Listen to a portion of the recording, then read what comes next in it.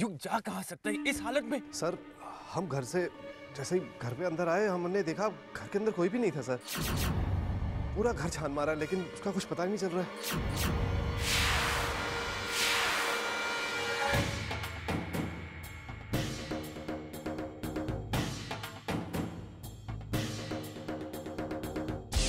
देखो पुलिस वहां किसी भी समय पहुंच सकती है। तुम वहां से जल्द निकलो और युग को ढूंढो। जी सर। और अगर पकड़े जाओ तो अपना मुंह बंद रखना। जी। हमें यहाँ से तुरंत निकला होगा। चलो।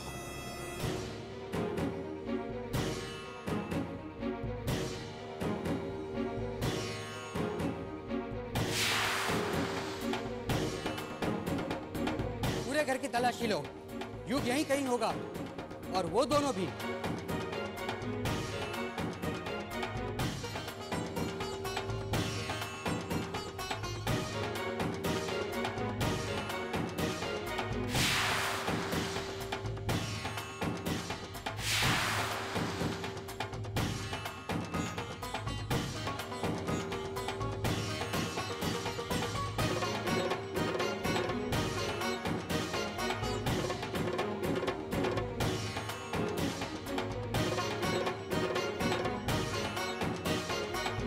सर हमने घर का कोना कोना तलाश किया, कोई नहीं मिला। सॉरी मैडम, हमने आने में कुछ देर कर दी, लेकिन आप फिक्र मत कीजिए, हम उन्हें ढूंढ निकालेंगे।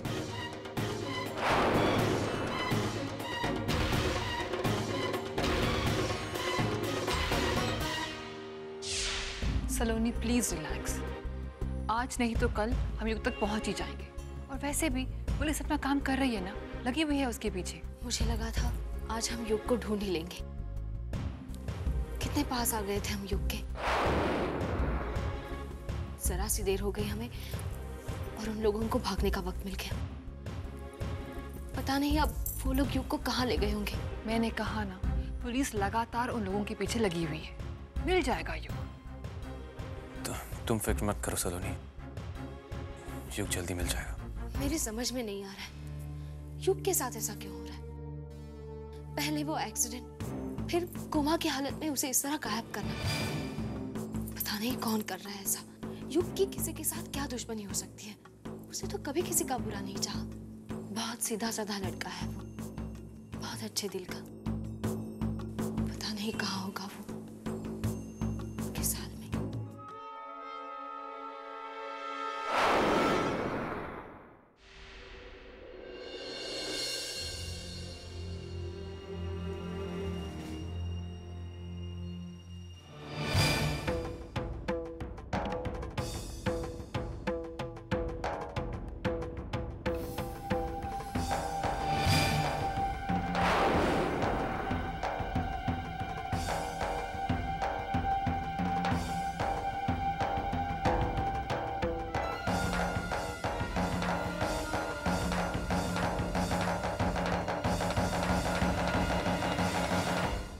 कावेरी, कावेरी।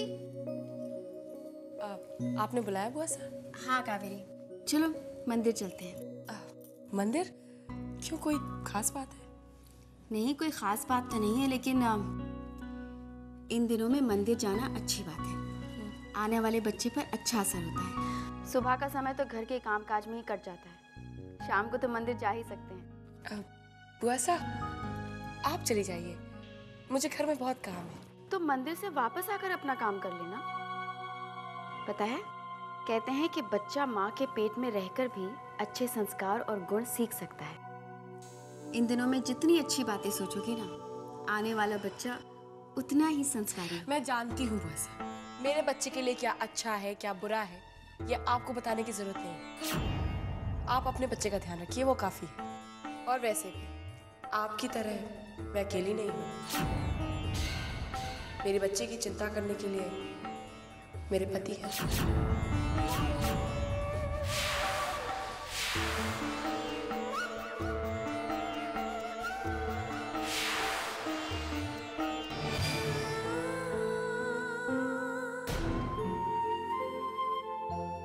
माताजी महाराज, जीवन में कुछ ऐसे पल भी आते हैं जिनके बारे में ये तय करना मुश्किल हो जाता है कि इन्हें खुशियों का नाम दें या नहीं।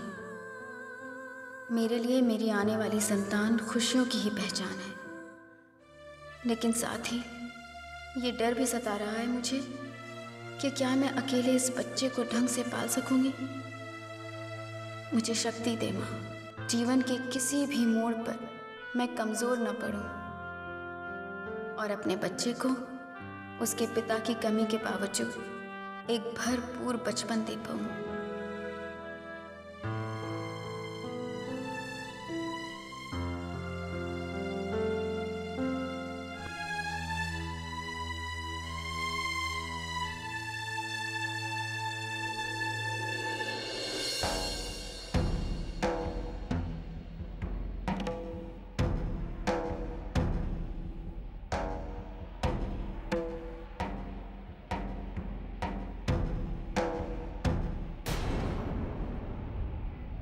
आप मेरा पीछा क्यों करते हैं?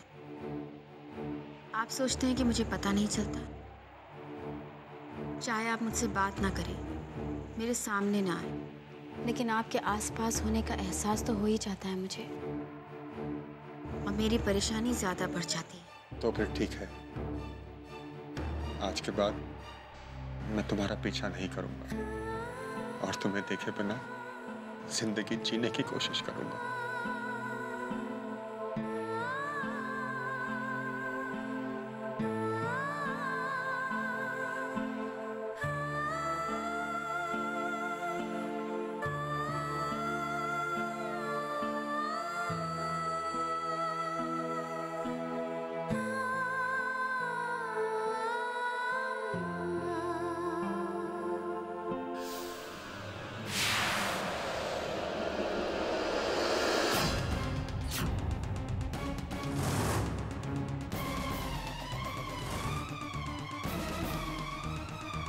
गायत्री, गायत्री, गायत्री, क्या होगा तुम्हें? गायत्री, बोलो गायत्री।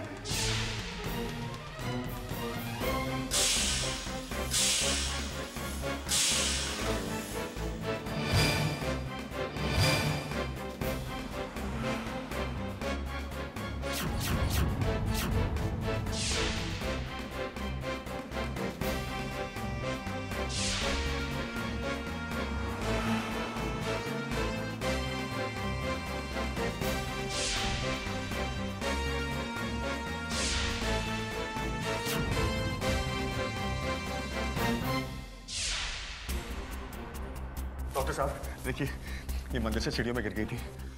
देखिए क्या हुआ इनको। लगता है ये प्रेगनेंसी का इनकी आखिरी महीना चल रहा है। देखिए माँ और बच्चे दोनों की जान को बचाने के लिए हमें इनका फौरन ऑपरेशन करना पड़ेगा। तो प्लीज कुछ करिए ना प्लीज। सिस्टर, ऑपरेशन की तैयारी कीजिए।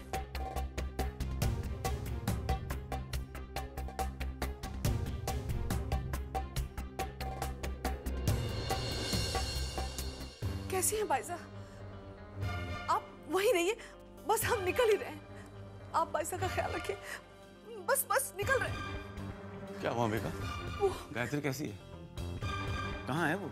वो भाई साहब मंदिर गई थी, सीढ़ियों से गिर गई हैं और वो अस्पताल में है। जमाई साहब का फोन आया था। तुम्हें पता है कौन सा हॉस्पिटल? हाँ पता है, चलिए। चलो चलो। जी, मैं अगली फ्लाइट से आने की कोशिश करती हूँ।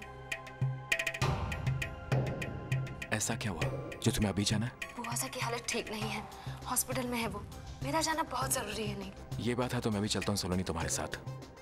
अकेले तो मैं तुम्हें जाने नहीं दूंगा। एक काम करता हूँ, टिकट्स का इंतजाम करता हूँ। फोन देना अपना प्लीज।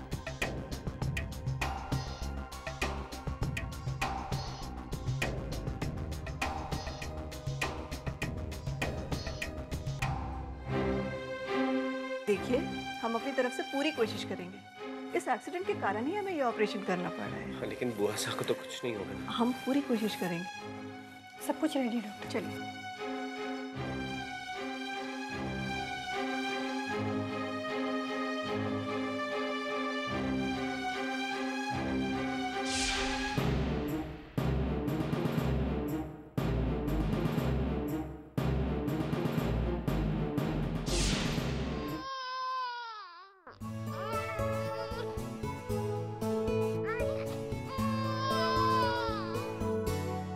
माताजी महाराज ने मेरी सुन लिया। बधाई हो। जी, लेकिन अभी तक डॉक्टर बाहर क्यों नहीं आए? बच्चे की आवाज हमने सुन ली, लेकिन गायत्री की तबीयत कैसी है?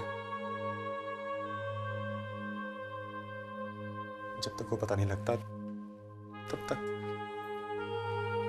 बुआ साहब बिल्कुल ठीक होंगी, मेरा मन कहता है।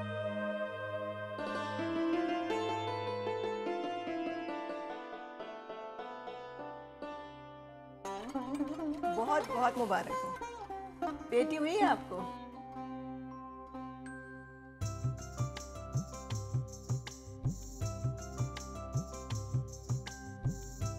माँ और बेटी दोनों ही पूरी तरह स्वस्थ हैं। चलो हमारे घर में लक्ष्मी आई है। अब तो मुझे 3-3 राखियां बंधेंगी, एक छोटी बहन जो आ गई।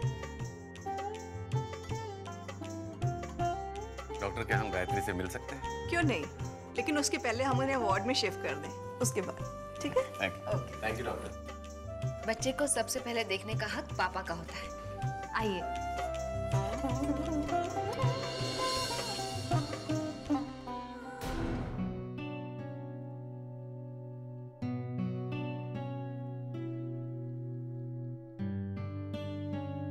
बुआ सा,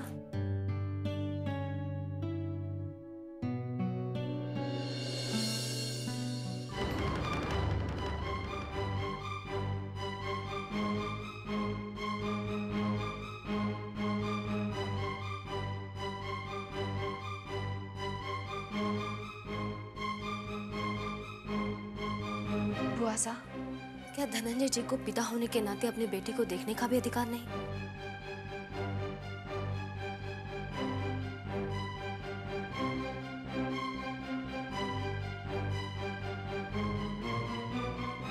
धनंजय जी प्लीज रुक जाइए।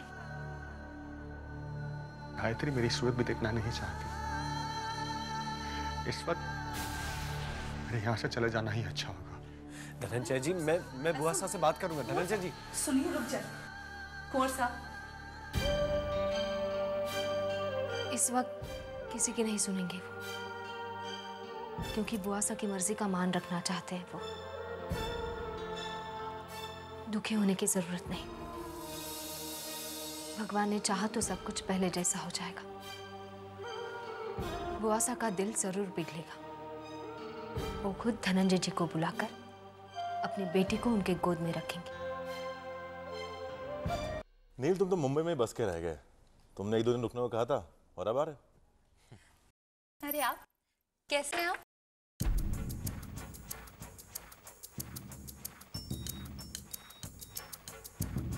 तो सलोनी के जाते ही नाहर देविका को घर ले आया। वाह! और सलोनी अब तक उम्मीद लगाए बैठी है, तभी तो डिवोर्स पेपर पर साइन नहीं किया उसने। एनीवेज, देविका इस घर में रहने आ गई है। ये न्यूज़ मेरे काम आएगी, बस सही वक्त का इंतजार है। अरे नील, कैसे हो बेटे? ठीक हो, आप कैसी हैं? खंबागनी, बैठो ना।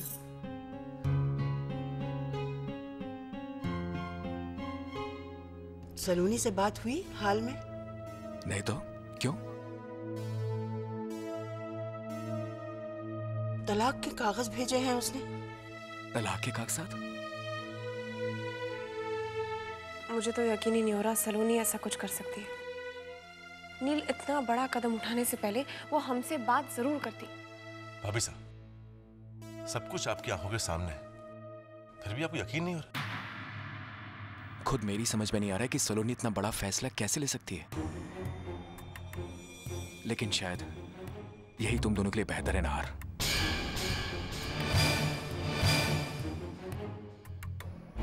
हाँ, सलोनी और मैं बचपन के दोस्त हैं, लेकिन जो सच है उसे भी तो मैं नजरअंदाज नहीं कर सकता। मैं जानता हूं नाहर कि सलोनी की वजह से तुम्हें बहुत तकलीफ उठानी पड़ी।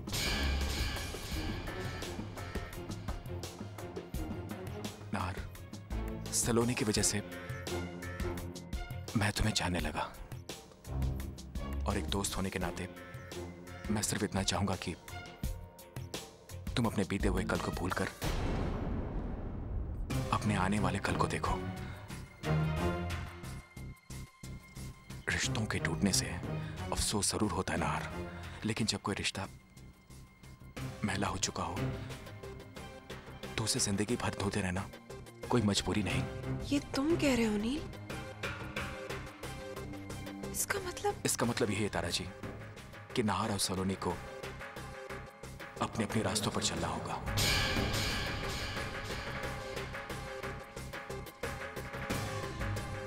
मैं सलोनी का दोस्त जरूर हूं, मगर मैं उसकी गलतियों पर पर्दा नहीं डाल सकता।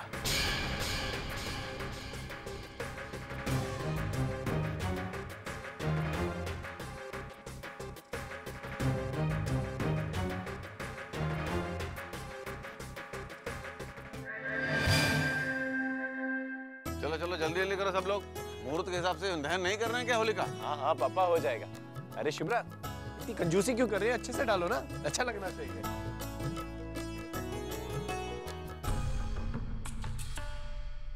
सलोनी, मैं नाहर से मिलकर आ रहा हूं। पूछोगे नहीं कि क्या बातें हुई हमारे बीच? मैंने नाहर से साफ साफ कह दिया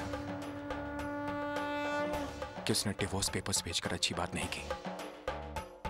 उससे कहा भी कि सलोनी जैसी पत्नी पर शक करना अपने आप पर शक करने से भी ज्यादा बड़ी बात है।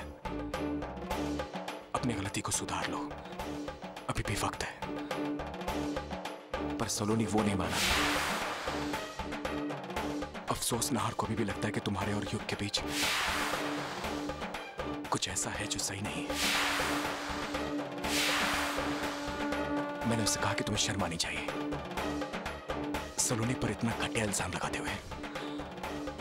नाहर और क्या नाम है उसका, देविका, उस देविका के बीच कुछ तो है जो कि दोस्ती से भी बढ़कर है सलोनी।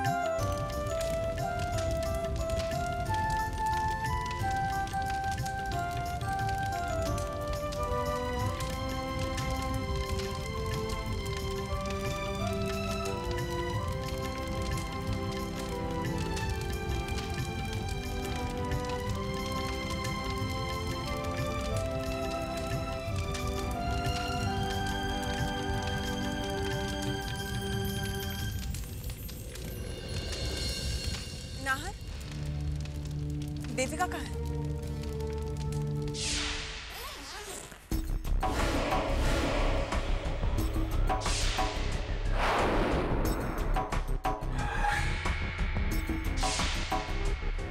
इसी हवेली में है पुरानी ड्योढ़ी, मगर कहाँ, कौन से हिस्से में?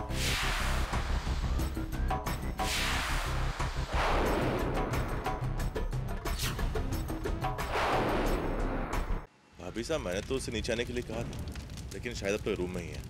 आप रुकिए, मैं उसे बुला के लाता हूँ। नहीं रुको, मैं उसे लेकर आती हूँ, तुम रुको ना।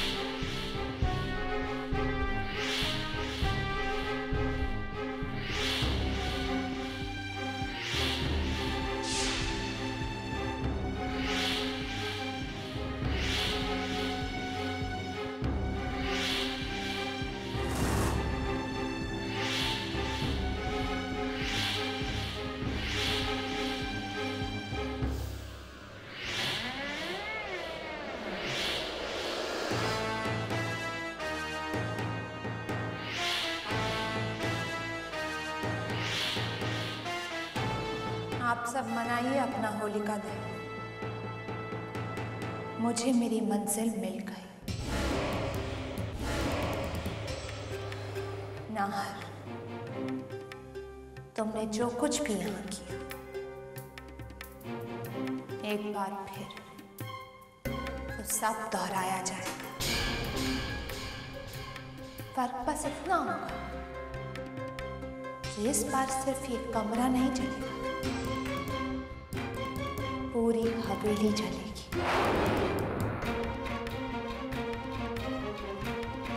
और साथ में जलेंगे इस परिवार के सारे लोग।